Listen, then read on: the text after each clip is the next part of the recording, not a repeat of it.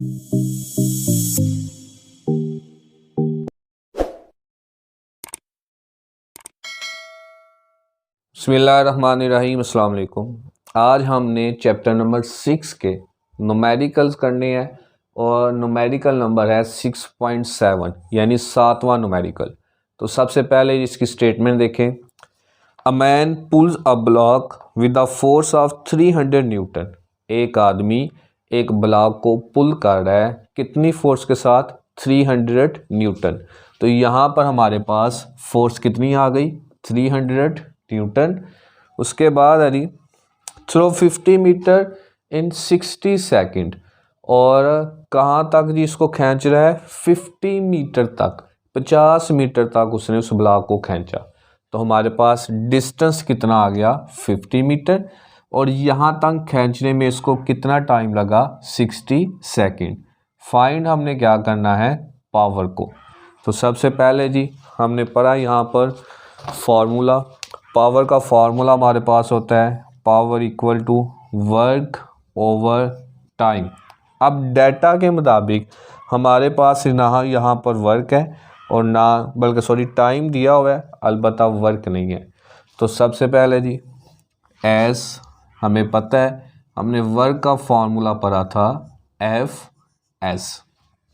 ये वर्क की वैल्यू इस फॉर्मूले में पुट करते, तो पावर इक्वल टू वर्क की जगह एफ एस और नीचे हमारे पास क्या बच गया?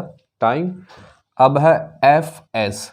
एफ हमारे पास दिया हुआ है 300, एस की वैल्यू हमारे पास है 50 और टाइम हमारे पास कितना है? 60। तो यहाँ पर एक ज़ीरो से कट गया, 6 1 ज़ा 6, 6 5 ज़ा 30, 5 को 50 से मल्टीप्लाई कर देंगे तो ये हमारे पास आ जाएगा 250 और साथ पावर का एसआई यूनिट जो हमारा क्या होता है जी? वाट। तो यहाँ पर हमारे पास पावर कितनी आ गई? 250 वाट। उसके बाद ये आगे नेक्स्ट 8वां न्यूमेरिकल है। अब 50 kg मैन, एक आदमी जिसका मैस कितना जी? 50 kg। तो यहाँ पर हमारे पास मैस कितना आ गया? 50 kg। Moved 25 steps up in 20 second. 25 सीढ़ियाँ टोटल ऊपर की तरफ चढ़ता है। तो नंबर ऑफ स्टेप्स कितनी आ गई? 25, यानी टोटल कितनी सीढ़ियाँ हैं? 25 इन 20 सेकेंड। और कितनी देर में वो ऊपर जो है मूव करता है, यानी सीढ़ियाँ चढ़ता है? 20 सेकेंड में। तो टाइम हमारे पास क्या आ गया? 20 second. Find his power. Find हमने यहाँ पर क्या करना है? पावर को।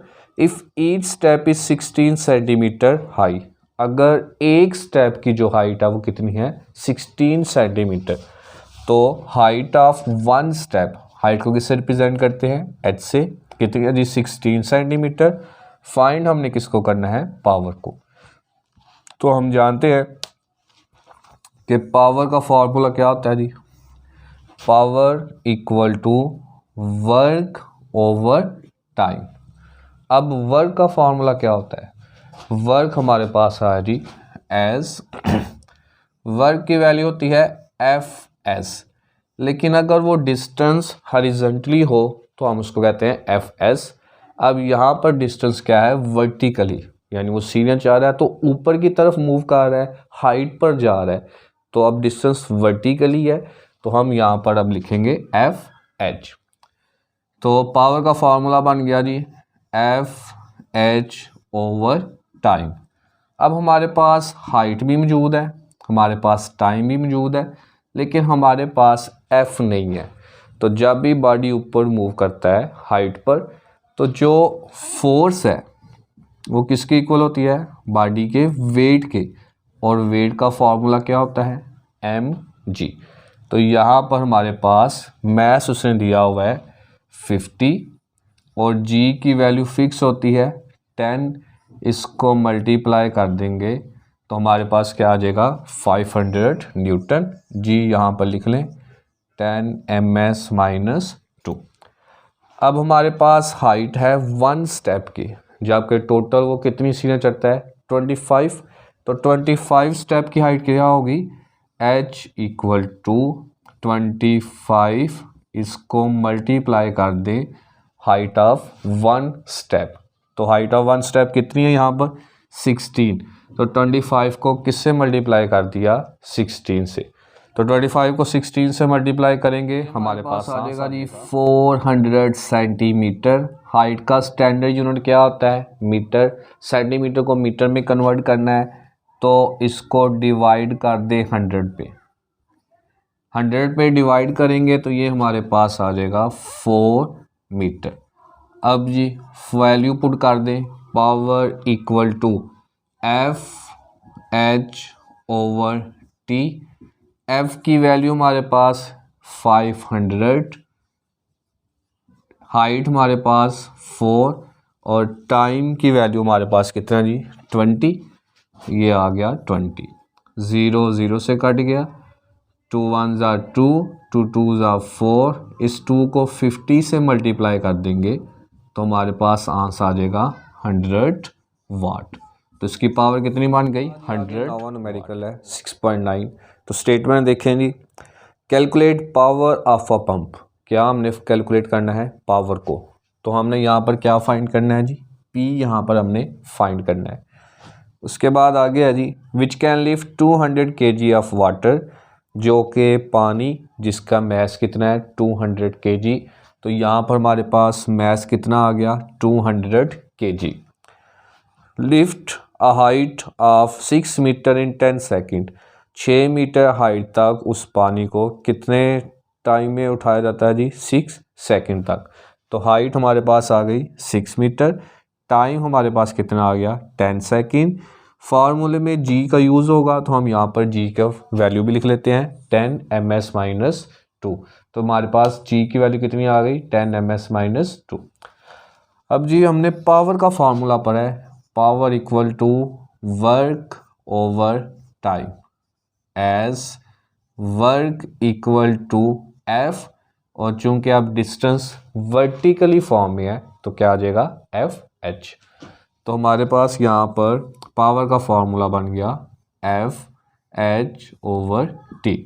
अब हमारे पास एफ यहाँ पर मौजूद नहीं है, तो चूंकि जब भी चीज़ को हाइट पर उठाया जाता है तो फोर्स किसकी इक्वल होती है बॉडी के वेट के, और वेट का फार्मूला क्या होता है एम जी।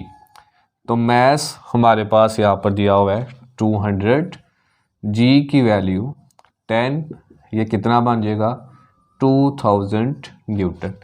ये सारी वैल्यूज़ फार्मूले में पुट कर दें, हमारे पास पावर आ जाएगी, power equal to F H over T. तो एफ हमारे पास 2000, हाइट हमारे पास 6 और टाइम है 10। 0 0 से कट गया, 200 को 6 से मल्टीप्लाई कर देंगे तो ये आ जाएगा 1200। के बाद ये आगे लास्ट वाला न्यूमेरिकल है।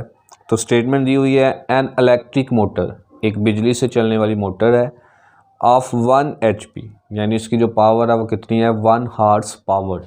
तो यहाँ पर हमारे पास पावर आ गई 1 हॉर्स पावर, और 1 हॉर्स पावर किसकी इक्वल होता है 746 वाट, क्योंकि पावर का स्टैंडर्ड यूनिट होता है वाट।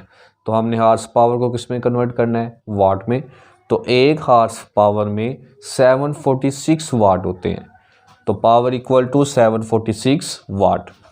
तो एक इलेक्ट्रिक मोटर जिसकी इसने पावर दी हुई है 1 HP is use to run water pump, पानी का जो पंप है उसको चलाने के लिए इस्तेमाल किया जाता है। The water pumps take 10 minute, water pump को 10 मिनट लगते हैं to fill an overhead tank, एक टैंक को ऊपर तक बढ़ने के लिए। तो टाइम हमारे पास कितना आ गया 10 मिनट। अब टाइम का स्टैंडर्ड यूनिट होता है सेकंड, तो 1 मिनट में 60 सेकंड होते हैं, तो 10 मिनट में कितने सेकंड होंगे 10 को 60 से मल्टीप्लाई कर दें, ये कितना आ जाएगा 600 सेकंड। उसके बाद आगे दिया हुआ है the tank has a capacity of 800 litre and height of 15 metre.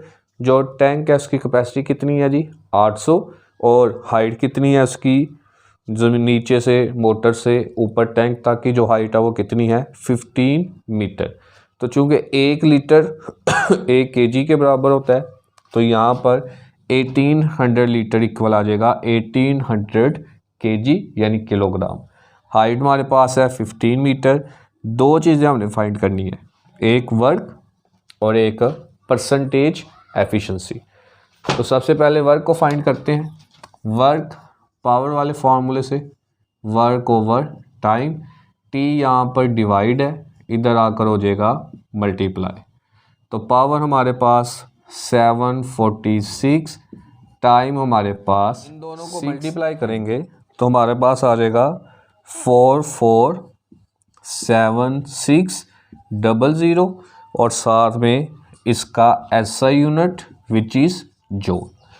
अब एफिशिएंसी का हमने फार्मूला पढ़ा था आउटपुट ओवर इनपुट, यानी आउटपुट एनर्जी को डिवाइड कर देंगे इनपुट एनर्जी में।